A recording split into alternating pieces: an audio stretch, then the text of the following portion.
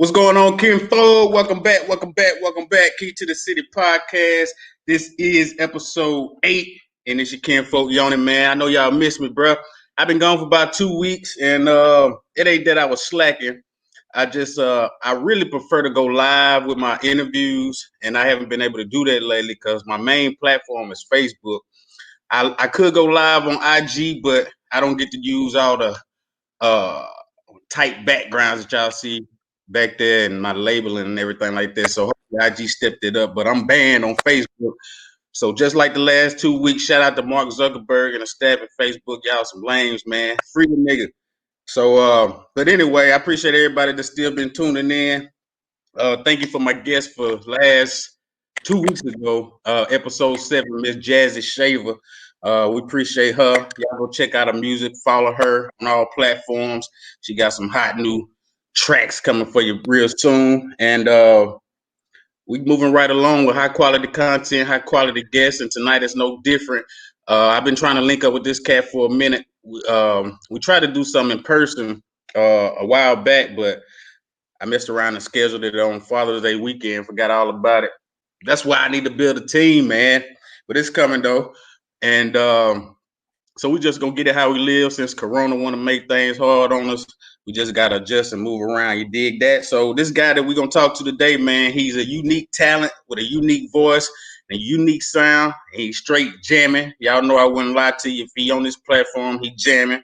And after this interview, y'all need to go to all his platforms, check out his music, download, stream, man.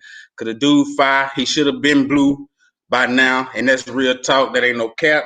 And so we just gonna find out more about him, about his background, what influenced his style, things like that. You dig? So without further ado, ladies and gentlemen, boys and girls, welcome to the city. Our kinfolk, Drevo Coolidge. What's going on, big dog? What's good? What's good? What going? What's good, people? Can't complain, man. We're glad you're on, bro. Glad we was able to finally leak up and find out more about you, man. How your day going so far? Going good. I'm in and out of the city. Just got back to the city. It's lovely. I'm blessed, man. Already. Now you originally from Jackson, right? Is that Originally right? from Jackson, but as far as like my heritage is Bermuda. Bermuda. Bermuda's my heritage. So that's truth. That's legit. That's where the sun comes That's from. Yeah. Okay. Dig that. So you were born in Bermuda? Or that's where your roots are? That's my roots. I was born here. I was born in Jackson. Okay. Who's from so like your pops, your mom, or your grandparents? My father. My father originally he's from Bermuda. He had a visa. I want to say student. I forgot what his student visa. So he went to Jackson. It's made Okay. with my mom in Jackson State. So they came together, made me, and All right. Made greatness, huh? word. Now you've been doing it for a minute. Think you started around 13 or 14. Yeah. Is that when you started taking it serious, or you still trying to find yourself at that point? That's pretty young. I was like 13, 14. I think I was like in a mimicking stage. I was messing around, trying to get plugged up with Plies at the time being because I had another name. It was Igoon Doja.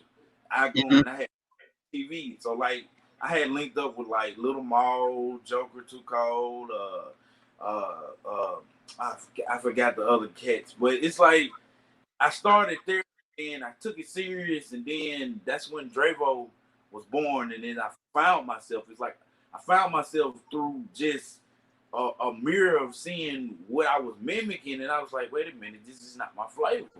And I always felt odd. I was always odd. Like in the classroom, odd. I was always odd outside the classroom, odd everywhere I go. I always felt different.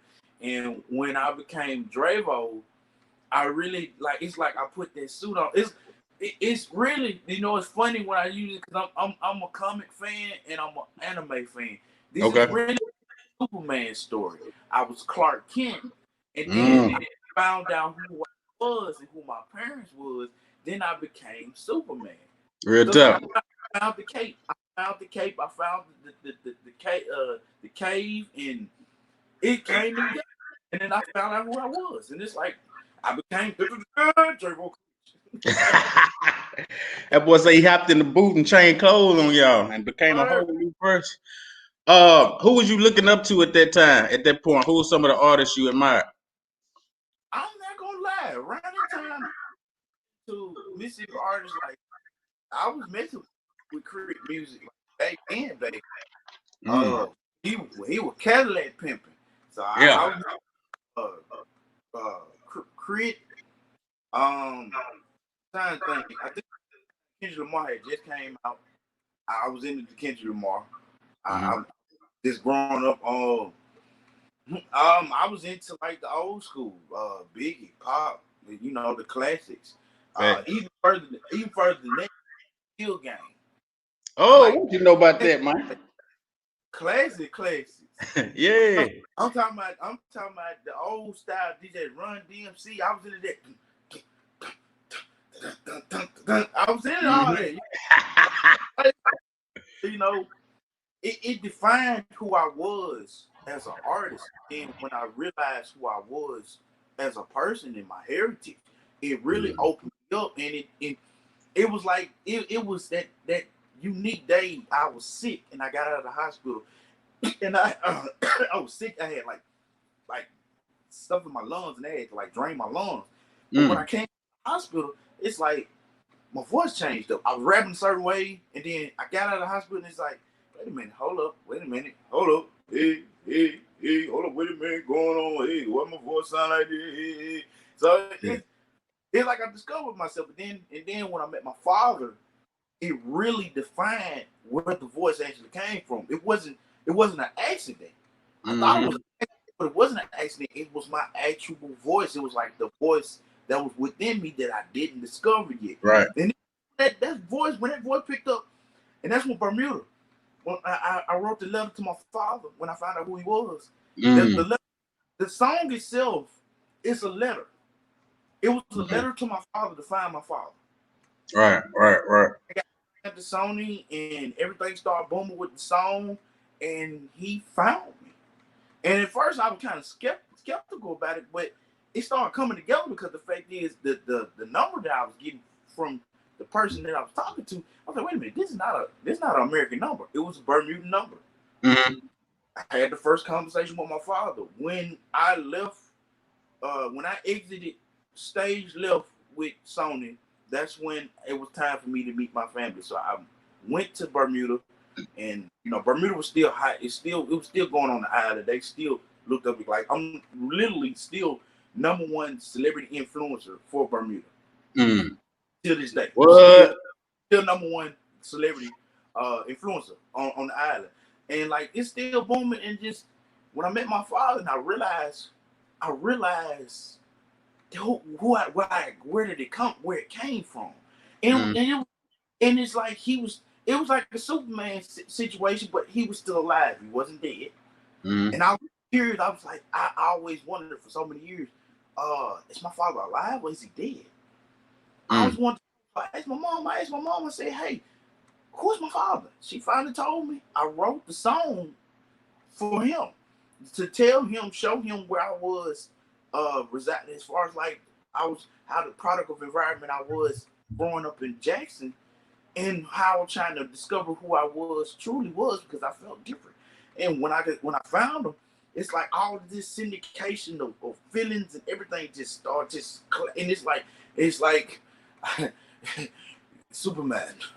I'm here to tell you are Superman. But it came together. Nice. I loved it. Now Bermuda went platinum as a single, correct? It did. You were on Sony at the time? I was on Sony.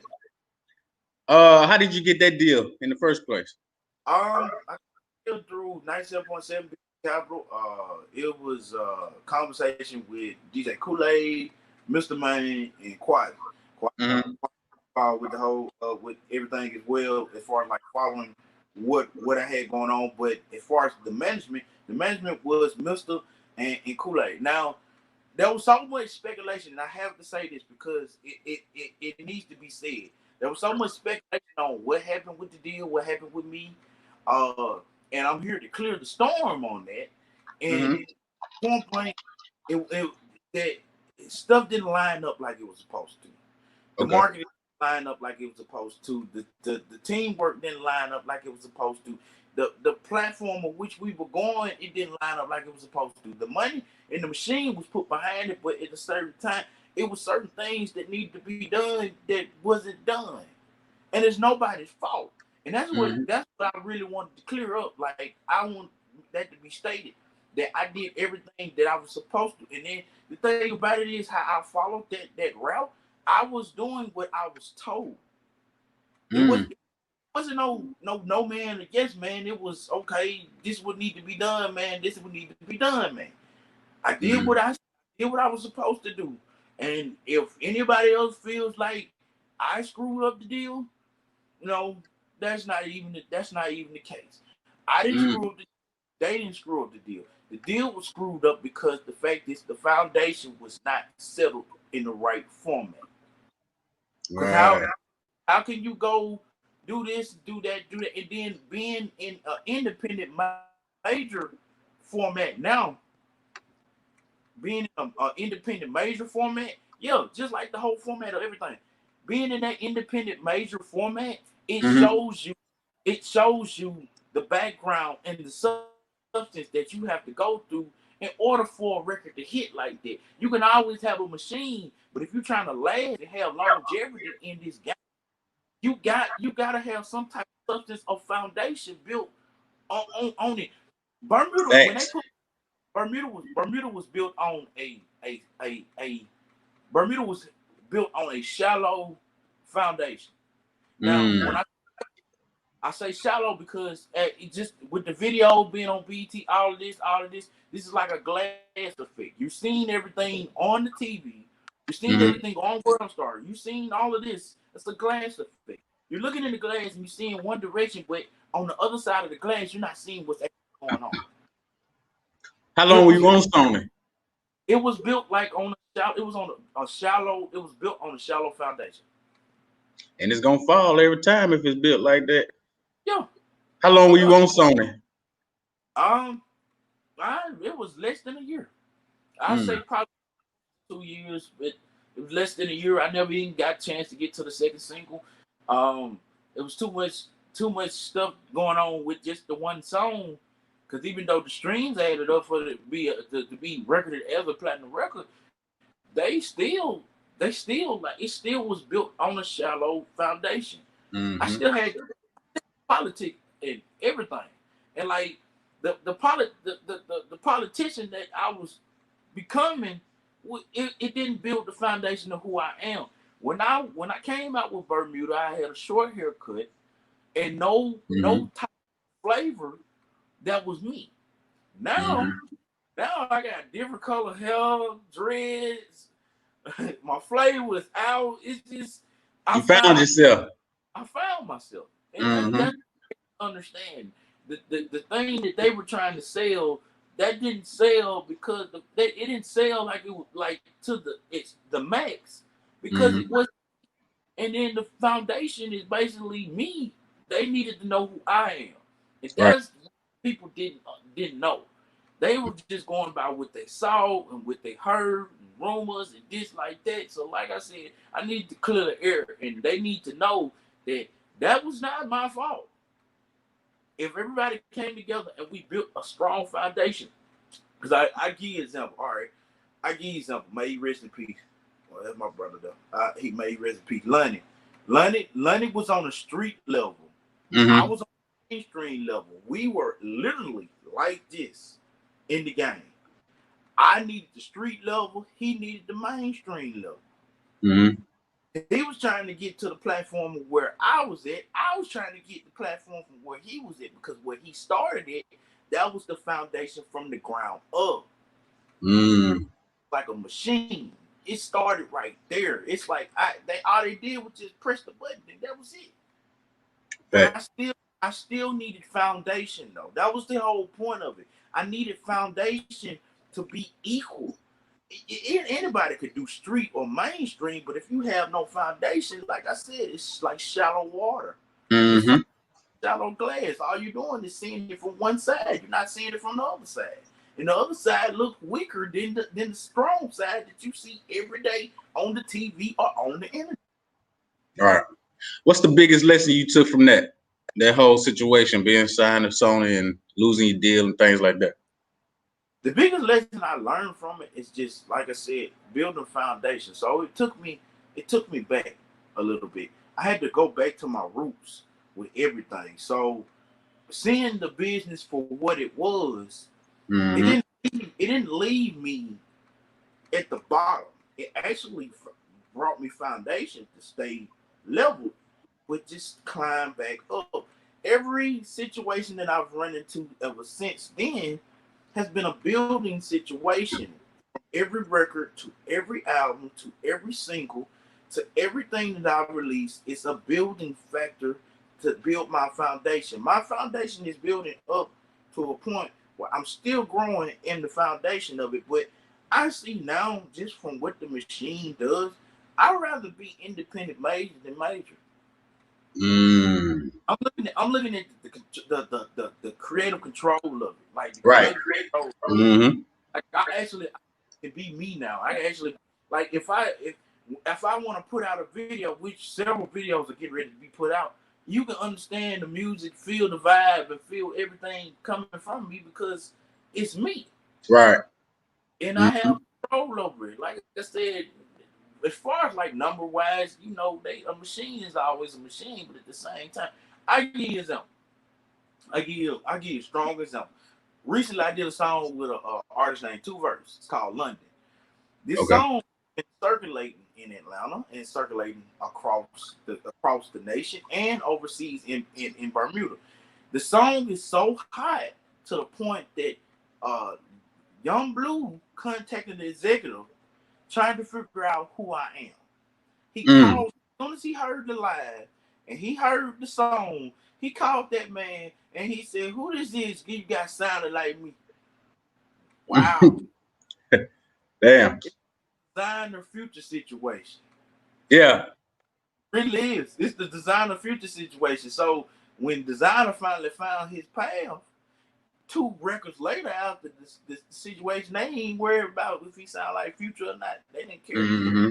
They liked Mm-hmm. it. When he came out with Timmy Turner, that was it. Yeah. That was the one that he went hard with it. You know what I'm saying? So Mm-hmm. they said the whole point is the fact that this man here is on another level, on a different lane. He's calling about me. That just tells you that I'm on the way back to a different lane. Mm-hmm. But I don't want majors anymore. I want independent majors. I don't want majors. I've seen how there's no creative control in what's going on with that. So I'd rather do independent major. I mean, that's really the new major now, to be honest with you.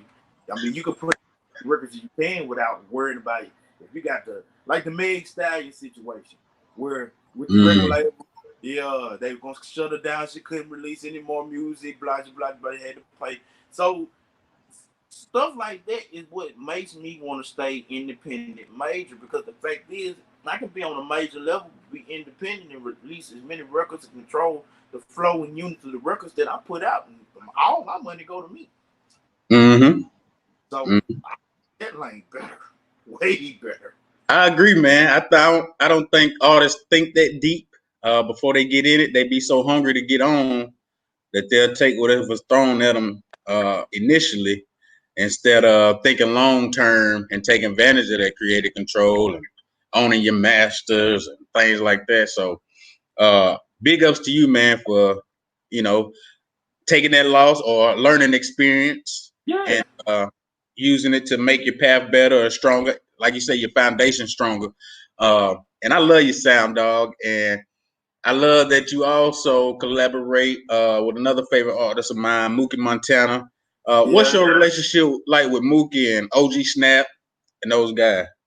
So me and OG been doing music for like a long time. We've been doing collabs since after Bermuda when I came out with I think it was that first mixtape I had with DJ Apollo. I can't even remember, but we've been doing mixtapes after mixtape. It's like we go back and forth, back and forth, back and forth. I'll be on his mixtape, he'll be on my mixtape. Same thing with Moogie. We were supposed to, work together and get stuff done together, but it's like everybody got their own lane, stuff going on this way.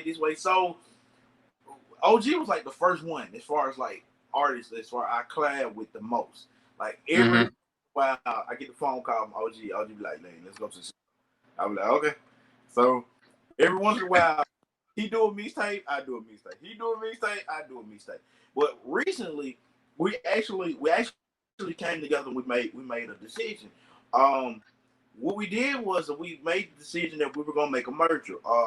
My label, which is my independent, like my actual label that I own, which is 441, just like the shirt, 441 Culture Music. We actually made a decision that we were going to merge all of the organizations together under one name. That's dope.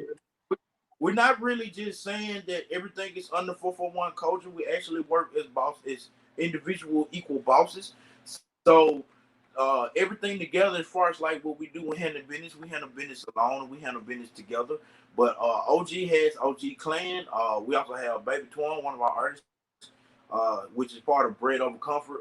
That was the original group that the OG started. Well, I can't really determine who started it, but he was. But the platform of Bread Over Comfort, it started with OG.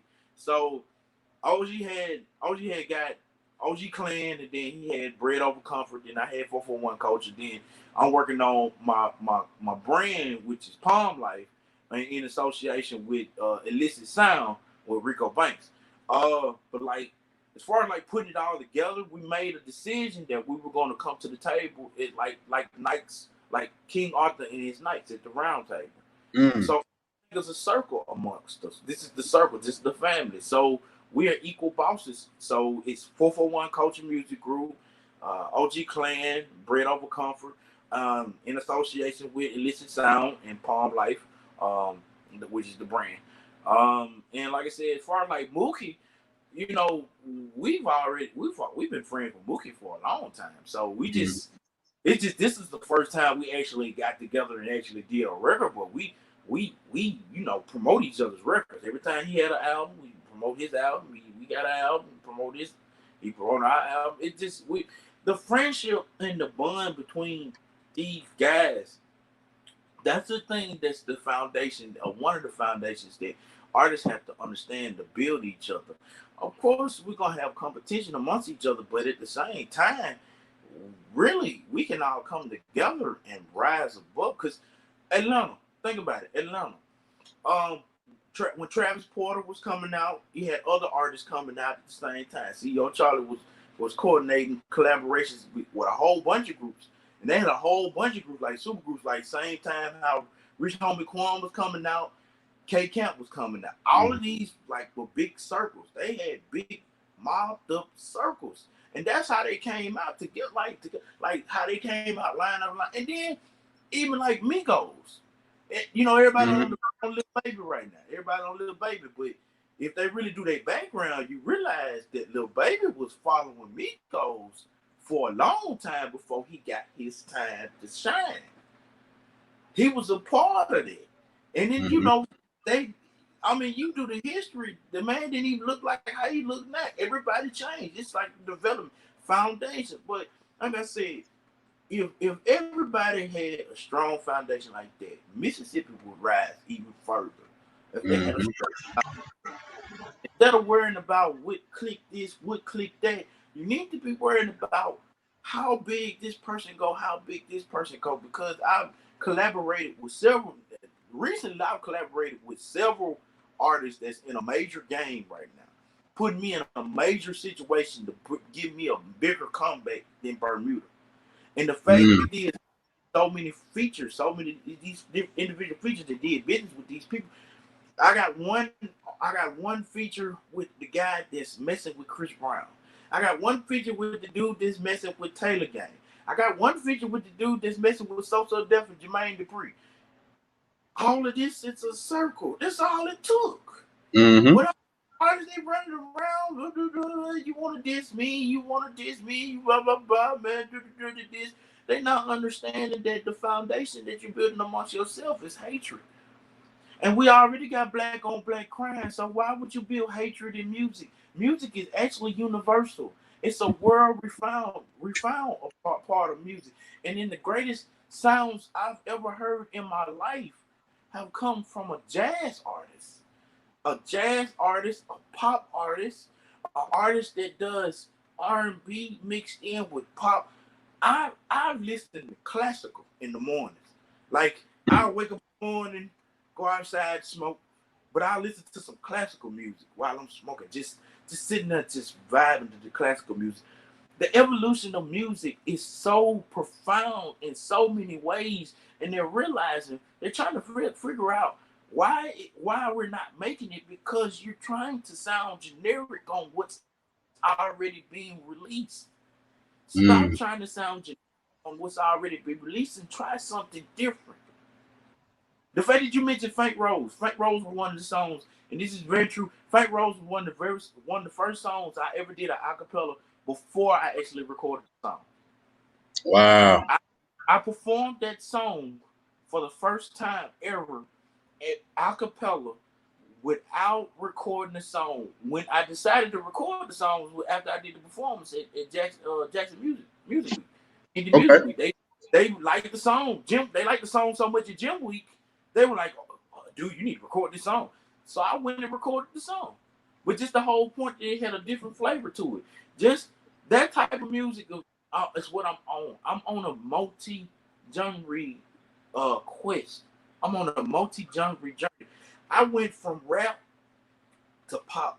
I went from pop to R&B. I went from R&B to pop to EDM. Mm-hmm. I went from that to rock.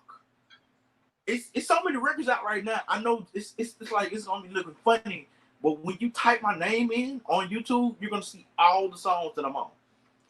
Yeah, all them genres, man. You killing all the genres. Your style is that's why I say your style is unique and one of a kind. I wasn't bullshitting on that. You can definitely flow in any lane, and I love what you're doing with the music. Key to the City podcast. We got my kinfolk Drevo Coolidge in the building. What's next for Drevo? Right. I'm working on tape. It's gonna be like one of the recent tape. I'm working on singles for the rest of the year. Because of the COVID-19, I decided that I'm gonna release my next album, which I had planned to tribute to Bermuda. It's gonna have a Bermudan American sound to it. It's gonna be the first island tape, our first island album I ever do. This is the first island album. It's called Rise with Ace Girls. Now, if any islander you meet and you ask them what an Ace Girl is, you'll realize why I called it Rise with Ace Girls. It's an island thing, Ace Girls. And I actually was playing that too. When I'm saying Rise with Ace Girls, I'm saying Rise with best friends that are girls. That's what it's Bermuda. It's gonna be Bermudan terms in the actual album itself. It's gonna be a 7-album track, a seven track album.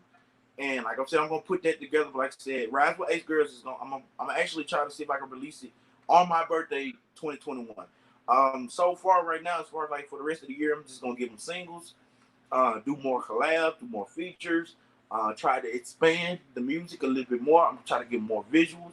I'm trying to see if I can give them at least several visuals this year, so they can vibe out me for a while, just to build them up to the album. The name of the mixtape though that I'm getting ready to release is called Drevo Fest. It includes a couple of sounds where I kind of sauced it up where I got a little Atlanta sound. Now I recently did a song yesterday. It's called Hurt with Shane Thompson.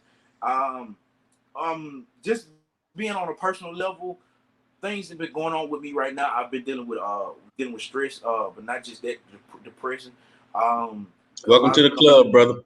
Yeah, I already know, but it's like mine is a little bit more different because I deal with the loss of my daughter that I lost 2 years ago. So damn, my condolences.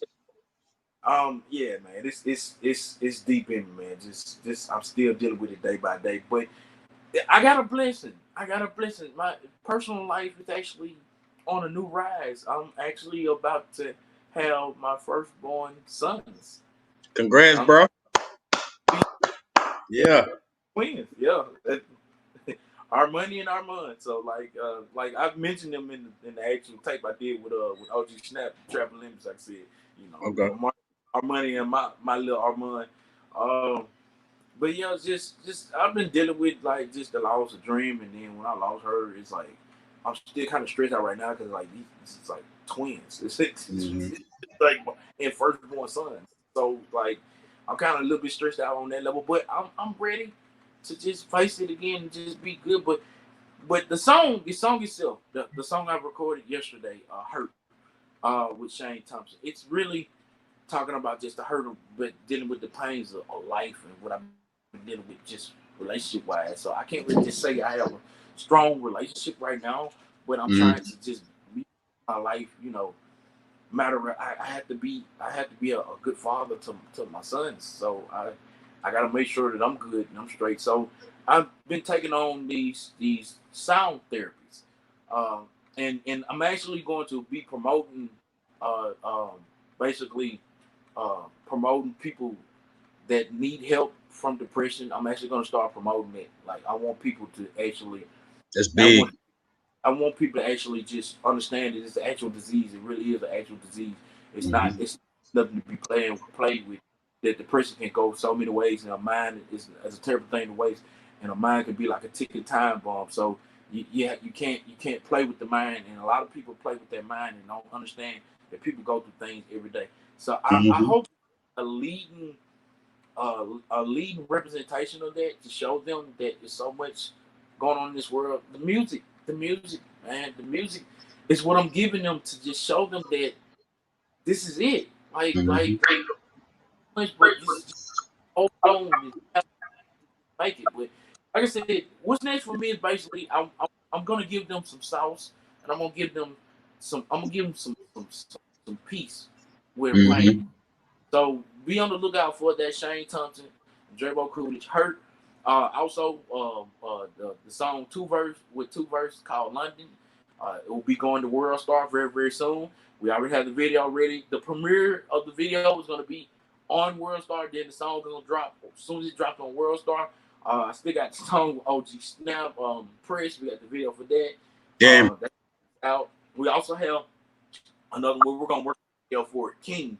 Now, King is a very that's going to be a very very good one. That's basically they always talk about the king, the queens, but they never talk about the Mm-hmm. king. Mm-hmm. So, for King is actually in rotation on several radio stations right now. Mookie Montana, Rio, we're still waiting on that video. The song is out right now, so it's a lot.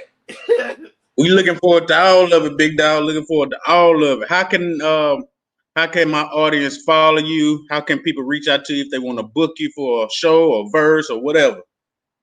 As far as like reaching out to me as far as like social network, some social network. Period. Facebook is just Drevo Coolidge. It's DrevoCoolidge. Just type that in. I have two pages.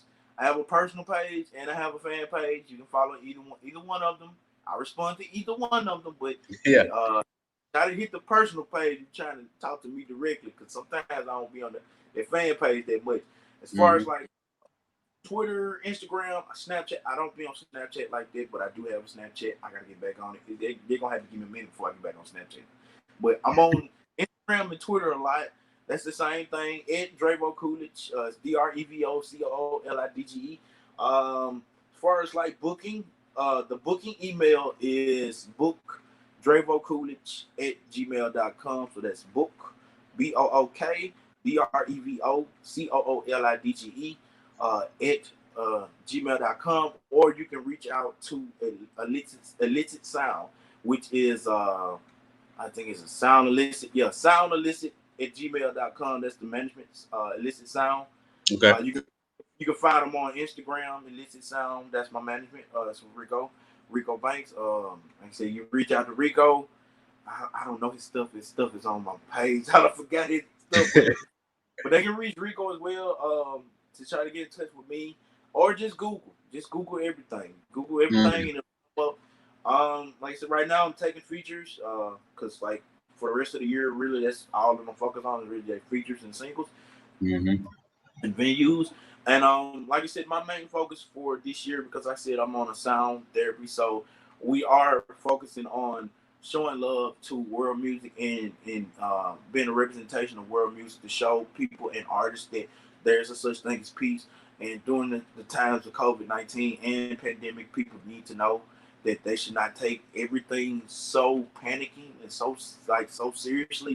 Because they're mutating their minds to a point where they're not looking for the positive side of everything, and they're looking at the negative side of everything. And the whole point of what's going on right now is God is showing us that we have to come together as a people, and as a race, and as a species, that we need to come together. And even though we have to social distance and wear masks, the whole point of you staying home with your family, with your kids, is to show you that the love and the peace that you need to give to the world, even with your friends, it don't matter. We need to show the love and the peace that the world deserves. We need to stop black on black crimes. We need to stop police brutality. We need to stop all these things. All of these things are in a cataclysmic timeline. You've noticed that? You've noticed that it's in a how everything just going from the pandemic to how they're treating COVID-19 to how they're treating everything else. They're treating this because it's like a chaos timeline. But if you stop it at a halt and start being peaceful and show peace, you never know. Sky's the limit. That's what God is trying to show us, that we need to start being peaceful. Because right now we're going through a chaos timeline. And it keeps going in that direction, because you notice ever since this whole pandemic that we've been going through chaos after chaos, chaos after chaos.